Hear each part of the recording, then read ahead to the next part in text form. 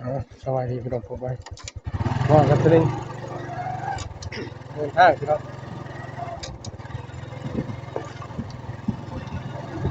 เส้นทางชนบทของลาวใต้แค่ป่าธรรมชาติภูเขาทำเราไปตามทุ่งไร่ทุ่งนา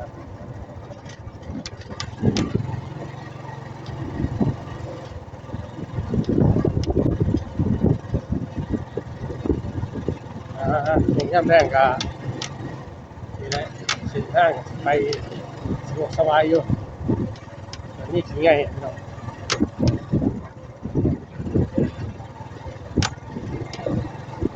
จะได้กับคนไหลคนแท้พี่น้องบอกว่า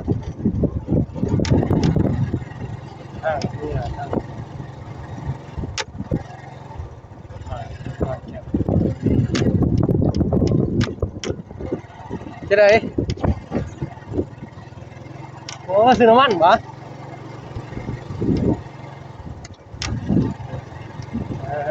ทางเรือแถวบ้านย้อนแก้วพี่น้องตั้งไว้กระสอบสุดเนี่ย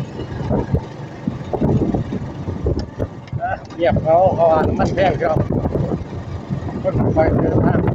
ใช้กับการสัญจรไปมากครับลำบากเลย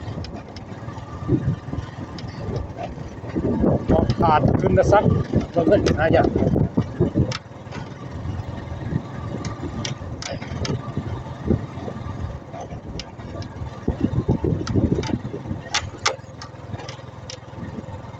ฝากมาเส้นนี้เลยพี่น้อง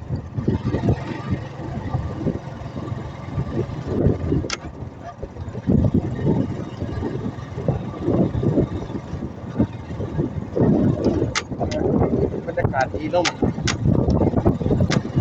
มแห้ง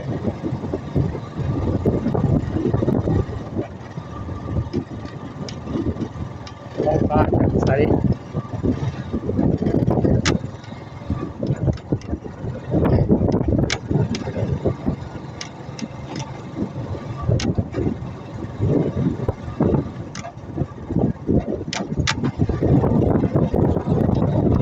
เส้นทางที่มีห้องทรายเนี่ย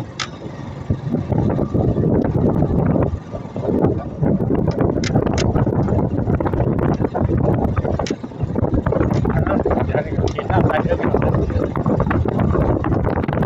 ชนบท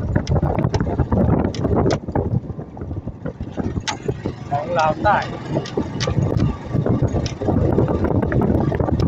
เย็นนี่ซื้อแพงสารวัตรแพงสารวัตรติดกับ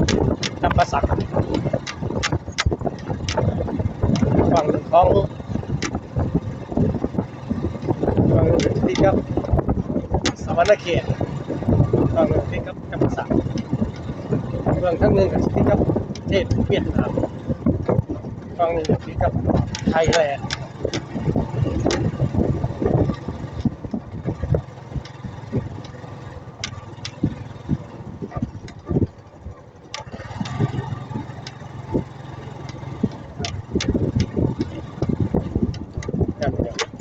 สัญจรผม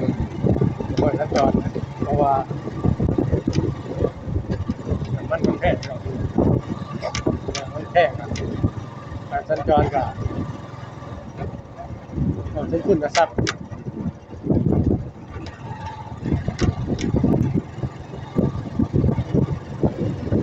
เรื่องนี้มันเรื่องจับเงื่อนต้องบอกเงื่อน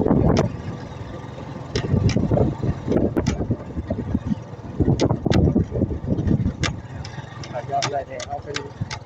สมัยก่อนดีกว่าใส่ขึ้นทรัพย์เรื่องแพงดีครับ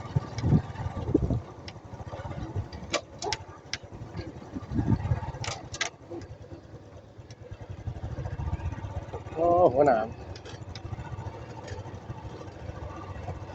สิ่งทำเรียกมูก็หัวหนาม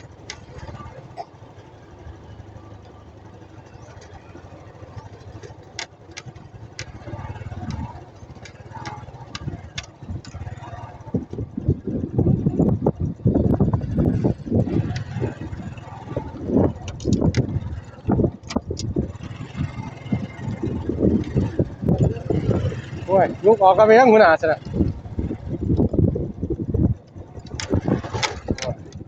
อย่าสิเด้อได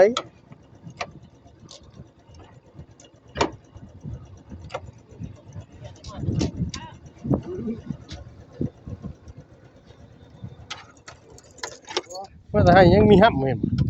นะมีห้ำเหมือนวะ ซื้อห้ำพ่อ ซื้อใส่ห้ น้ำแช่ ำโอ้ชอบเท่าไหรนี่ แสนหนึ่งแค่นี้กลัวอยู่บ้าน โอ้แสนหนึ่งก็ดี หาแสนแปดขึ้น แม่นนะอ๋ออยู่ทางนี้มันโล4,000นี้4,000 3,000หาได้บ่น่ะแต่ว่าถ้าฟังพุ่นเพิ่นแพงอยู่แล้วบ้านเพิ่นบ้านเศรษฐกิจเด้ได้บ่ล่ะเฮ้โอ้ยขนาดแข้งยังบ่แข้ง2,000 3,000มีแต่50พุ่นเว้ยแม่นบ่ล่ะ นี่บ่มีครับ เฮ้แน่เป็นสาวอยู่น่ะแม่นบ่ล่ะเกยังไตสาวเลยแม่นบ่ล่ะโอ้ยบ้านเพิ่นบ้านเศรษฐกิจอยู่ใครแน่เนาะเฮ้ แต่ข่อยยังบ่กล้าอยู่เทื่อไปเมียกล้าอยู่เด้อ แน่โอ้ยสวยนี่ผู้หญิงเอากะกูบ่ใส่เด้อสิบอกให้ เจ้าว่า เออ น้องวัฒนากันนะ โอ้ ย่างเขาคนกำเงินเนาะ เงินอยู่น้อง บ่มีเสียเลยเนาะแม่นบ่ล่ะ โอ้ยเจ๊ บ่มีเสียมีแต่ไหลเลยว่าซะฮะแม่นบ่ล่ะ บ่มีเสียมีแต่เบิด ขนาดนั้นนี่บางคนบอกว่า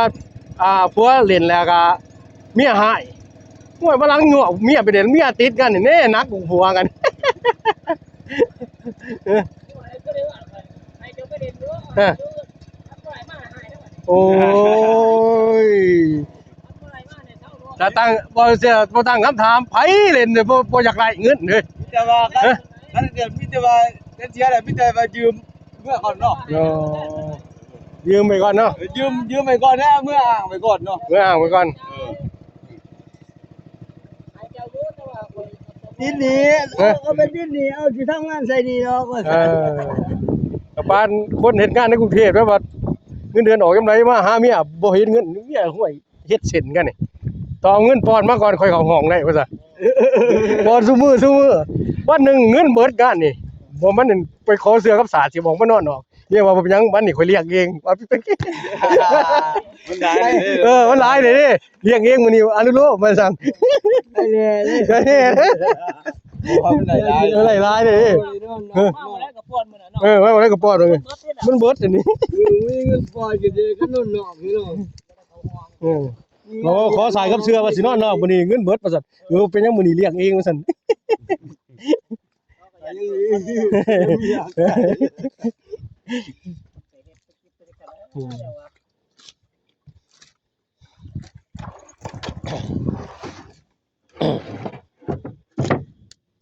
ขอบใจนะ มาบ่ได้ก็แต่เงินนี่เนาะ โอ้ยหลายก็เบิดเกลือเลยโอ้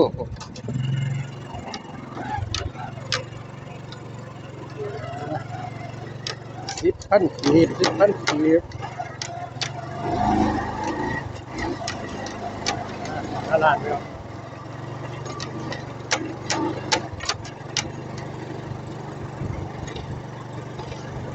ได้กัน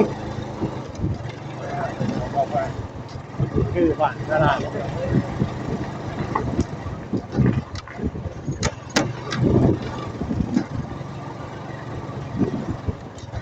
ฟังถามกัน10,000พ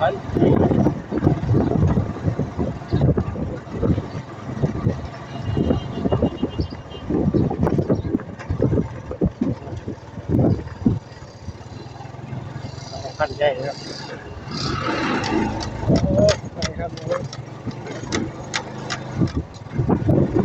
ได้มาคิดว่าได้ก็แซ่ได้ที่เราต่อไปในแฟนเพจครับผู้ฟังอินในเฟซบุ๊กดูวันหน้าคลิปดีๆกำลังใจจะทำคลิป